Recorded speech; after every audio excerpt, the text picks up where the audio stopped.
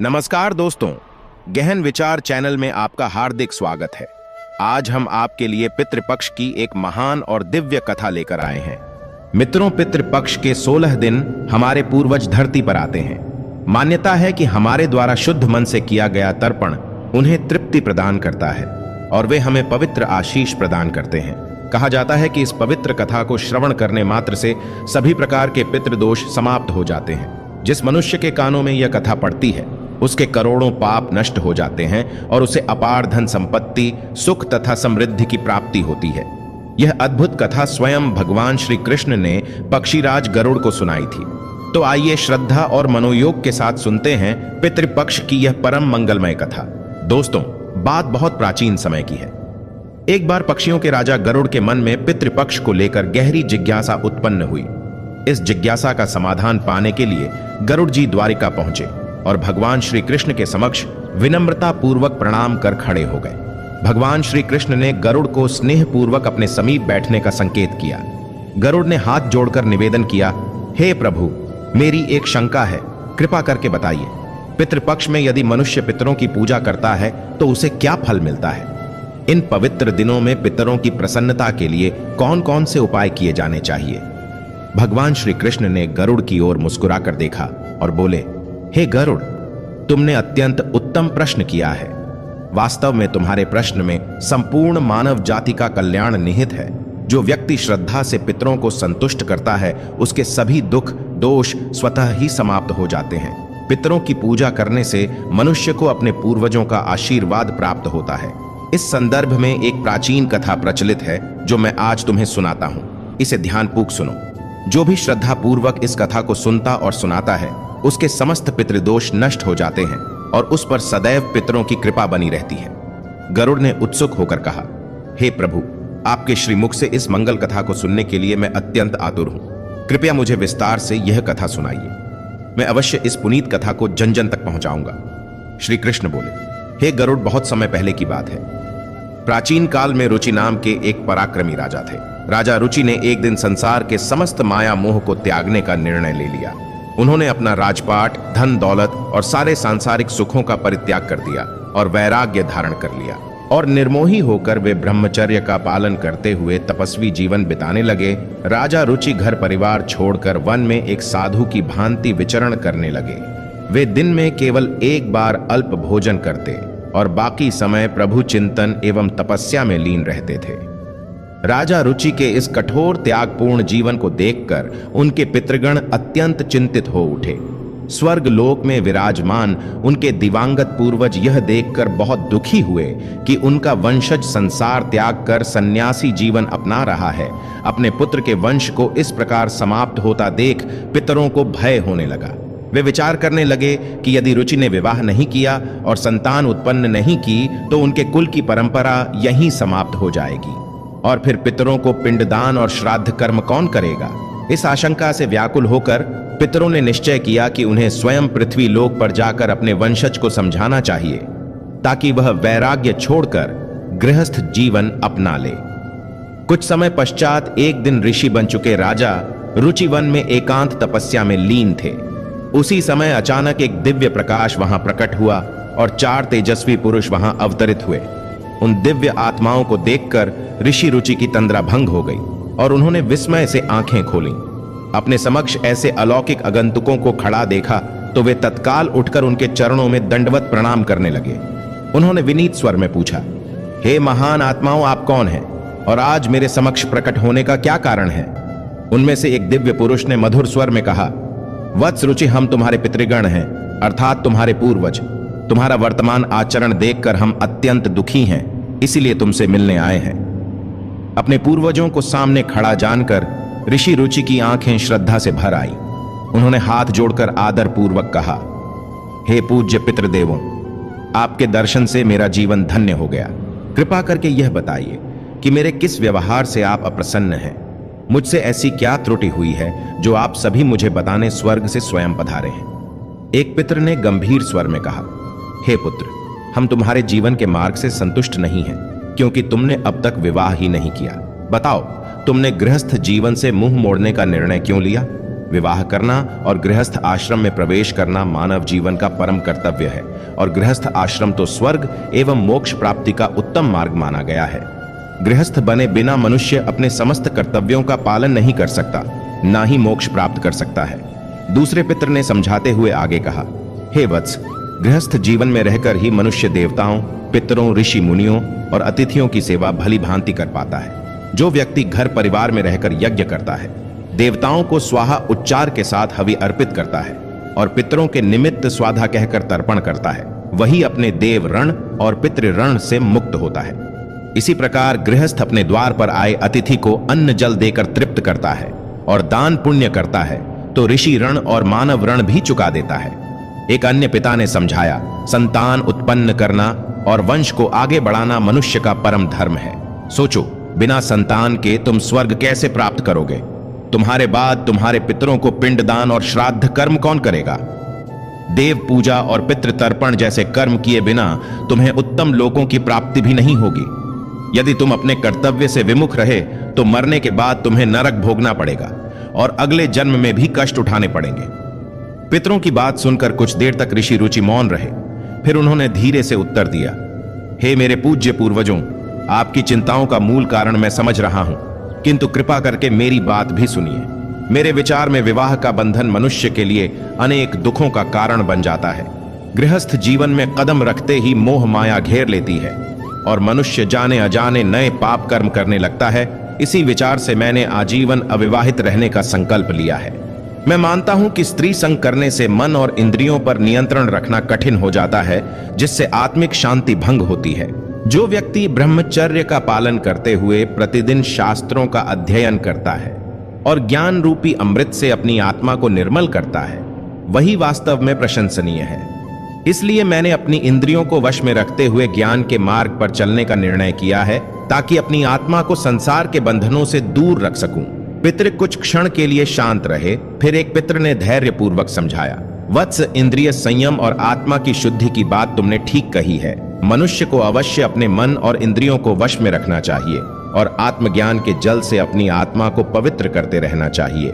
लेकिन तुम जिस मार्ग पर चल रहे हो वह पूर्ण कल्याण का पथ नहीं है। वेद शास्त्रों में जिन कर्मों का विधान है उनका त्याग करना उचित नहीं। यज्ञ, दान, तप जैसे शुभ कर्म यदि निष्काम भाव से किए जाएं, तो वे बंधन नहीं बनते, बल्कि पापों को नष्ट करते हैं। पूर्व जन्मों के पाप पुण्य भी मनुष्य को जो सुख दुख देते हैं, उनका भोग कर लेने से कट जाते हैं। अब तुम्हारे तर्क का उत्तर सुनो। शास्त्रों में पुरुष को विवाह करने और गृहस्थ आश्रम अपनाने का आदेश दिया गया है। यदि तुम विवाह नहीं करोगे तो तुम्हें मोक्ष कैसे मिलेगा? बिना संतान के ना तुम्हें स्वर्ग की प्राप्ति होगी, न हमें तर्पण मिलेगा। संतान के द्वारा किए गए श्राद्ध से ही पितरों को तृप्ति मिलती है और वंश आगे बढ़ता है। हे पुत्र, विधि पूर्वक विवाह करो और संतान उत्पन्न करो। यदि तुम ऐसा नहीं करते तो अब तक तुमने तप त्याग से जो भी पुण्य अर्जित किया है वह सब निष्फल हो जाएगा। हमारा वंश नष्ट होने से हम पितर भी अतृप्त रह जाएंगे। केवल संतान प्राप्त करके और उसका उचित पालन पोषण करके ही तुम हमें संतुष्ट कर सकते हो। पितरों के इन तर्कपूर्ण वचनों ने ऋषि रुचि का हृदय परिवर्तित कर दिया। उन्होंने अनुभव किया कि वास्तव में उनके पूर्वज सही कह रहे थे। काफी विचार करने के बाद अंततः उन्होंने तय किया कि अपने पितरों को प्रसन्न करने के लिए गृहस्थ जीवन अपनाना ही उचित है।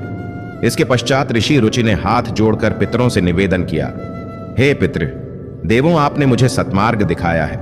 अब मैं गृहस्थ जीवन अपनाने के लिए तैयार हूं और विवाह करने का संकल्प लेता हूं, परंतु एक समस्या है। मेरी आयु अब काफी अधिक हो चुकी है। मेरे जैसे वृद्ध और तपस्वी व्यक्ति को कौन अपनी कन्या देगा? किस कन्या के माता पिता मुझसे उसका विवाह करना स्वीकार करेंगे? यह सोचकर मेरे मन में संकोच हो रहा है।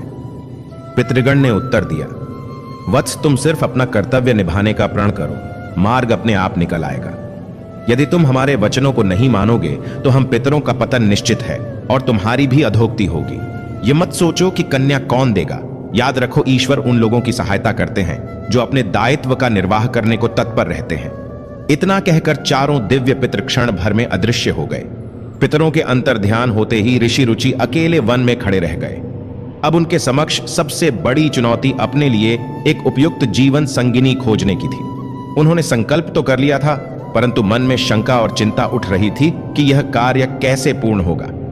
ऋषि रुचि ने अनेक स्थलों पर भटक कर अपने लिए वधू खोजने का बहुत प्रयास किया, किंतु हर ओर निराशा ही हाथ लगी। उनकी वृद्धावस्था और तपस्वी जीवन को देखकर कोई भी उन्हें कन्या देने के लिए तैयार नहीं था। समय बीतने के साथ उनकी निराशा बढ़ती गई, लेकिन उन्होंने हिम्मत नहीं हारी। पितरों के वचन उन्हें बार बार स्मरण आते और उनका हृदय व्यथित हो उठता, फिर भी वे निरंतर प्रयत्नशील रहे। आखिरकार बहुत सोच विचार के बाद ऋषि रुचि इस निष्कर्ष पर पहुंचे कि अब केवल ईश्वर ही उनकी सहायता कर सकते हैं। उन्होंने निश्चय किया कि सृष्टिकर्ता भगवान ब्रह्मा की आराधना की जाए। यह सोचकर वे घने वन में एकांत स्थान पर तपस्या करने बैठ गए। ऋषि ने दृढ़ संकल्प के साथ तप आरंभ किया। उनकी तपस्या दिनों दिन कठोर होती गई। उन्होंने 100 वर्षों तक कठोर तप में खुद को तपाया। उनकी तपस्या की ज्वाला इतनी प्रबल थी कि देवलोक तक उसकी ऊर्जा से कंपित होने लगा। अंततः उनकी घोर तपस्या से प्रसन्न होकर जगत पिता ब्रह्मदेव प्रकट हुए। 4 मुखों वाले ब्रह्मा जी अपनी पूरी दिव्य आभा के साथ प्रकट हुए और उनके आते ही सारा वन प्रकाश से आलोकित हो उठा। ब्रह्मा जी के दर्शन पाकर ऋषि रुचि गदगद हो उठे और उन्होंने झटपट उठकर आदर पूर्वक ब्रह्मदेव को प्रणाम किया। ब्रह्मा जी ने प्रसन्न होकर कहा, हे रुचि, तुम्हारी तपस्या ने मुझे संतुष्ट किया है। तुम्हारी लगन और धैर्य अनुकरणीय है। बताओ वत्स, तुम्हारी क्या अभिलाषा है? जो इच्छा तुम्हारे हृदय में हो निसंकोच मुझसे कहो, मैं तुम्हारी मनोकामना पूर्ण करूंगा। भगवान ब्रह्मा के मधुर वचन सुनकर ऋषि रुचि की आंखों में श्रद्धा के आंसू आ गए। उन्होंने हाथ जोड़कर विनीत स्वर में कहा, हे जगत पिता, आपके दर्शन मात्र से मेरा जीवन सफल हो गया। मेरे पितरों ने मुझसे वंश चलाने के लिए संतान उत्पन्न करने को कहा है, किंतु मुझे योग्य वधू की प्राप्ति नहीं हो रही है। सारे प्रयास विफल रहे हैं। कृपा करके आप ही कोई उपाय बताइए या स्वयं मुझे कोई सुपात्र कन्या प्रदान कीजिए, जिससे विवाह कर मैं संतान उत्पन्न कर सकूं। ब्रह्मा जी ने मुस्कुराते हुए उत्तर दिया, हे ऋषिवर, तुम्हारे पितरों ने तुम्हारे लिए जो मार्ग सुझाया है वह उचित है। तुम निश्चिंत रहो, तुम्हें शीघ्र ही एक आदर्श पत्नी प्राप्त होगी। आगे चलकर तुम स्वयं प्रजापति के पद को सुशोभित करोगे और तुम्हारे द्वारा अनेक प्रजाओं का पालन पोषण होगा। अब मैं तुम्हें एक उपाय बताता हूं। तुम मन में अपनी इच्छा दृढ़ रखते हुए अपने पितृक की श्रद्धा पूर्वक पूजा करो। श्राद्ध और तर्पण के द्वारा अपने पितरों को प्रसन्न करो। वे प्रसन्न होकर तुम्हारी यह कामना अवश्य पूर्ण करेंगे और तुम्हें उत्तम गुणों वाली पत्नी का वरदान देंगे। ऐसा कहकर भगवान ब्रह्मा अंतर्ध्यान हो गए। ब्रह्मा जी के जाते ही ऋषि रुचि ने उनकी आज्ञा अनुसार तुरंत अपने पितरों को प्रसन्न करने के उपाय प्रारंभ कर दिए। ऋषि रुचि पास ही बहती एक पवित्र नदी के तट पर पहुंचे। वहां उन्होंने स्नान कर स्वच्छ वस्त्र धारण किए, फिर एकांत में कुशा बिछाकर आसन लगाया और अपने पितरों के निमित्त तर्पण किया। उंजली में जल भरकर सूर्यदेव की ओर मुख करके मंत्रोच्चारण के साथ जल अर्पित किया और पितरों का आह्वान किया। इसके पश्चात एकाग्र चित्त होकर वे वहीं शांत चित्त से बैठ गए और पितृदेवों की महिमा का स्मरण करते हुए उनकी स्तुति करने लगे। श्री कृष्ण ने गरुड़ से कहा, हे गरुड़ महात्मा रुचि ने उस समय पितरों की जो स्तुति गाई उसे प्रत्येक मनुष्य को ध्यान पूर्वक सुनना चाहिए। कहते हैं कि इस स्तुति के श्रवण मात्र से ही सभी प्रकार के दुखों और दोषों का नाश हो जाता है। जो इसे एक बार भी सुन लेता है उसके अनेक पाप कट जाते हैं और उसे पितरों का आशीर्वाद मिलता है। इसलिए तुम भी मन लगाकर इस स्तुति को सुनो, तभी इस कथा का पूर्ण फल तुम्हें प्राप्त होगा।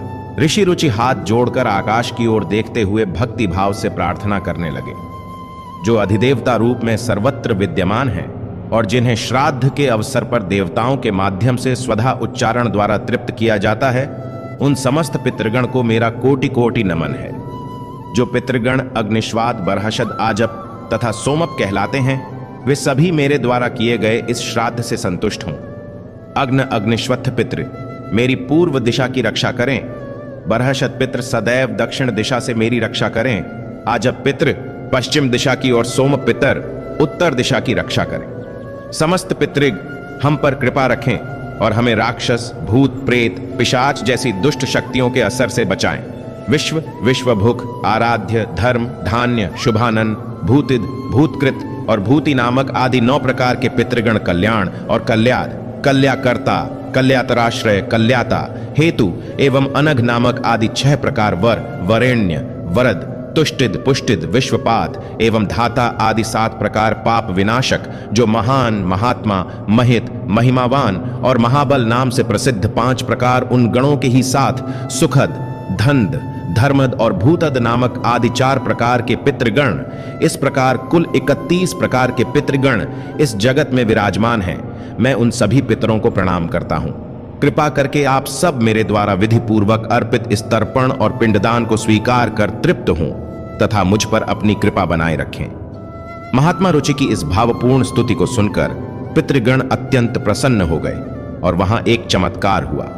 पितरों की कृपा से एक दिव्य प्रकाश प्रकट हुआ जिसने चारों ओर के आकाश को आलोकित कर दिया और उस उज्जवल तेज से संपूर्ण वातावरण जगमगा उठा। ऋषि रुचि ने विस्मय और भक्ति भाव से उस प्रकाश की ओर देखा और तुरंत भूमि पर घुटनों के बल बैठकर हाथ जोड़ लिए। कुछ ही क्षणों में वह प्रकाश मूर्त रूप लेने लगा। ऋषि रुचि की स्तुति से प्रसन्न होकर पितृगण प्रत्यक्ष दर्शन देने के लिए अवतरित हो रहे थे। जल्द ही वही चारों दिव्य पितर एक बार फिर रुचि के सामने प्रकट हुए। इस बार उनके मुखमंडल प्रसन्नता से दमक रहे थे। ऋषि रुचि ने श्रद्धा पूर्वक उनके चरणों में प्रणाम किया। वे पहले ही श्राद्ध में पुष्प, चंदन, धूप आदि अर्पित कर चुके थे और अब पितृगण उन सुगंधित पुष्पों की मोहक महक से परिवेष्टित दिखाई दे रहे थे। प्रसन्न पितरों ने हाथ उठाकर आशीर्वाद देते हुए कहा, हे पुत्र रुचि, तुम्हारी भक्ति और स्तुति से हम अत्यंत संतुष्ट हैं। तुमने सच्चे हृदय से हमारा आवाहन कर तर्पण दिया और गुणगान किया है, अतः हम प्रसन्न होकर तुम्हें वरदान देना चाहते हैं। निर्भय होकर अपनी इच्छा हमारे समक्ष प्रकट करो और जो भी तुम्हारी अभिलाषा है निसंकोच हमसे मांग लो। ऋषि रुचि ने विनम्रता से सिर झुकाकर कहा, हे पितृदेवों, आपका असीम अनुग्रह है कि आप मुझसे प्रसन्न हैं। परमपिता ब्रह्मा जी ने भी मुझ पर कृपा कर सृष्टि के विस्तार हेतु मुझे प्रजापति बनने का आशीर्वाद दिया है।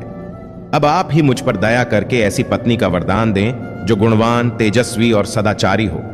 मैं चाहता हूं कि उससे मुझे उत्तम संतान की प्राप्ति हो, जिससे हमारा वंश आगे बढ़े और आपके दिए हुए रणों से मैं मुक्त हो सकूं। पितरों ने आशीर्वाद भरी वाणी में कहा, तथास्तु। हे वत्स, हम अभी इसी क्षण तुम्हारी मनोकामना पूर्ण करते हैं। हमारे आशीर्वाद से तुम्हें यहीं एक सुलक्षणा एवं मनोहर पत्नी प्राप्त होगी। उसी से तुम्हें एक तेजस्वी एवं बुद्धिमान पुत्र की प्राप्ति होगी। पितरों ने मुस्कुराते हुए कहा, तुम्हारा वह पुत्र अद्वितीय, बुद्धिमान और महान पराक्रमी होगा। वह रोच्य नाम से तीनों लोकों में प्रसिद्धि प्राप्त करेगा। आगे चलकर तुम्हारे उस पुत्र के भी अनेक बलवान और धर्मपरायण पुत्र होंगे जो पृथ्वी पर राज्य करेंगे और प्रजा का कल्याण करेंगे। हमारा आशीर्वाद तुम्हारे वंश पर सदैव बना रहेगा। पितरों का वरदान मिलते ही निकट प्रवाहित नदी का जल तेज प्रकाश से जगमगा उठा। उसी प्रकाश के मध्य से एक दिव्य स्त्री प्रकट हुई जिनका रूप अद्भुत तेजस्वी था। यह स्वर्गलोक की अप्सरा प्रमलोचा थी और उनके साथ एक अत्यंत सुंदर कन्या उपस्थित थी। प्रमलोचा ने महर्षि रुचि से कहा, हे तपस्वी श्रेष्ठ, मैं अप्सरा प्रमलोचा हूं। समुद्रदेव वरुण के पुत्र महर्षि पुष्कर के संग से मुझे यह अनुपम सुंदर कन्या प्राप्त हुई है। मेरी इस पुत्री का नाम मानिनी है और यह रूप एवं गुण में अद्वितीय है। आज मैं अपनी इस प्रिय पुत्री को आपकी पत्नी के रूप में समर्पित करती हूं। कृपया आप मानिनी को स्वीकार करें। इससे आपको एक अत्यंत तेजस्वी पुत्र की प्राप्ति होगी जो मनु नाम से विख्यात होगा। अप्सरा प्रमलोचा के वचन सुनकर ऋषि रुचि का हृदय कृतज्ञता से भर गया। उन्होंने पितृगण और प्रमलोचा को प्रणाम करते हुए मानिनी को सहर्ष पत्नी रूप में स्वीकार कर लिया। पितृग के आशीर्वाद से वहीं ऋषि रुचि और मानिनी का विधि पूर्वक विवाह संपन्न हो गया। देवताओं ने प्रसन्न होकर पुष्प वर्षा की और वर वधू को आशीष दिया। प्रमलोचा ने अपनी पुत्री को गले लगाकर विदा किया और पितृग भी वरवधू को आशीर्वाद देकर अपने लोक लौट गए। कुछ समय पश्चात मानिनी ने एक परम तेजस्वी पुत्र को जन्म दिया जिसका नाम मनुरोच्य रखा गया।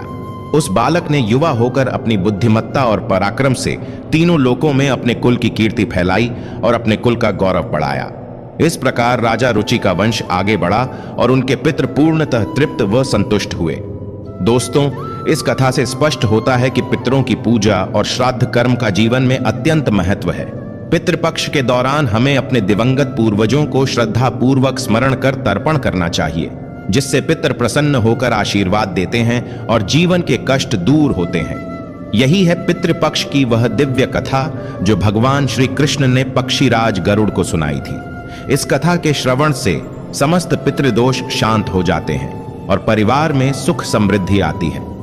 पितृपक्ष के 16 दिन हमारे पूर्वज धरती पर आते हैं। मान्यता है कि हमारे द्वारा शुद्ध मन से किया गया तर्पण उन्हें तृप्ति प्रदान करता है और वे हमें पवित्र आशीष प्रदान करते हैं। आइए जानते हैं 11 काम की बातें। श्राद्ध करने के लिए तर्पण में दूध, तिल, कुश, पुष्प, गंध मिश्रित जल से पितरों को तृप्त किया जाता है। ब्राह्मणों को भोजन और पिंड दान से के जरिए पितरों को भोजन दिया जाता है। ब्राह्मणों को भोजन कराने के बाद दक्षिणा दी जाती है। श्राद्ध में गंगा जल, दूध, शहद, दौहित्र, कुश और तिल चीजों को जरूर सम्मिलित करें। इस दिन अगर आपके घर में कोई भिखारी आ जाए तो उसे भी आदर पूर्वक भोजन कराना चाहिए। पितरों के श्राद्ध के दिन गाय और कौए के लिए भी भोजन निकालना चाहिए। जल का तर्पण करने से पितरों की प्यास बुझती है। पितृपक्ष में भोजन करने वाले ब्राह्मण के लिए भी नियम है कि श्राद्ध का अन्न ग्रहण करने के बाद कुछ न खाएं। श्राद्ध के दिन गाय, मछली, कुत्ता, कौवा, भिक्षुक और चींटी इन्हें आहार देने का अवसर आए तो उसे न चूकें। सुनिश्चित कुत्पकाल में धूप देकर पितरों को तृप्त करें। तुलसी का प्रयोग सर्वाधिक करें। तुलसी की गंध पितरों के लिए शांतिदायक होती है। आशा है कि आपको यह कथा सुनकर आनंद और प्रेरणा मिली होगी। आपको यह कथा कैसी लगी कमेंट करके अवश्य बताएं। जानकारी अच्छी लगी तो वीडियो को लाइक करना ना भूलें और कमेंट में जय पितृदेव, जय श्री कृष्ण पितृदेव संरक्षणम अवश्य लिखें। साथ ही चैनल को सब्सक्राइब करें। आप सभी का धन्यवाद।